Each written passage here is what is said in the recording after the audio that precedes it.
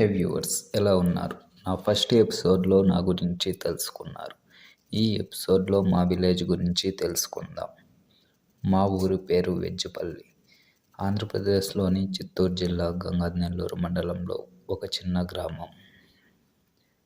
మా గ్రామంలో మొదటగా చెప్పుకోవాల్సింది మా గ్రామంలో నివసిస్తున్న ప్రజలకు, పశువులకు, పక్షులకు, పంటలకు అండ అయినటువంటి మా కులదైవం ఆ పరమేశ్వరుని ఆలయం గురించి.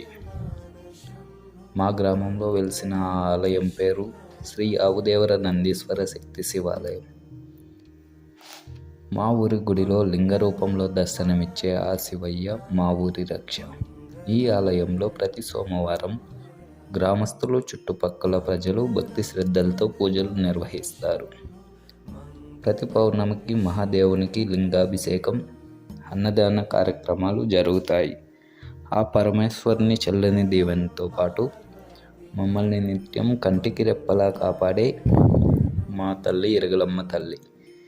శివయ్య ఊరిని రక్షిస్తే మా ఇరగలమ్మ తల్లి ఊరికి పొలిమేరలో మామిడి తోటలో కొలువై ఊరిలోకి బయట నుండి ఏ దుష్ట శక్తుల్ని రానివ్వకుండా మమ్మల్ని కాపాడుతుంది. ప్రతి సంవత్సరం మహాశివరాత్రి పర్వదినాన పొద్దున్న మా శివునికి అభిషేకం, ఘనంగా పూజలు చేసి తీర్థప్రసాదాలు అందించడం జరుగుతుంది. ఆ రోజు శివుడు భక్తులకు కన్నుల విందుగా దర్శనమిస్తాడు.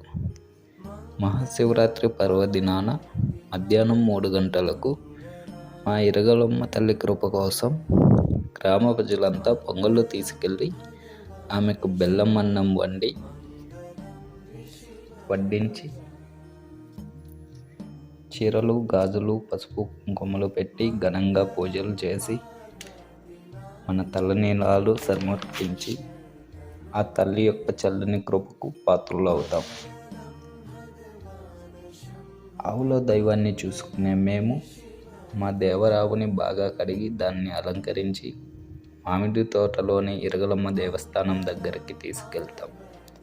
మా పెద్దల ఆచారం ప్రకారం ఈ దేవరావు కిందుగా 3 సార్లు చుట్టి మన కోరికలు కోరితే నెరవేరుతాయని ఒక నానుడి.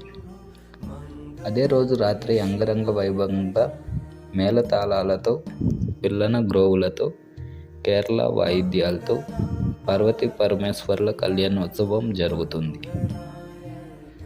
ఈ మహాశివరాత్రి పర్వదినాన రాత్రి అన్నదాన కార్యక్రమం జరుగుతుంది.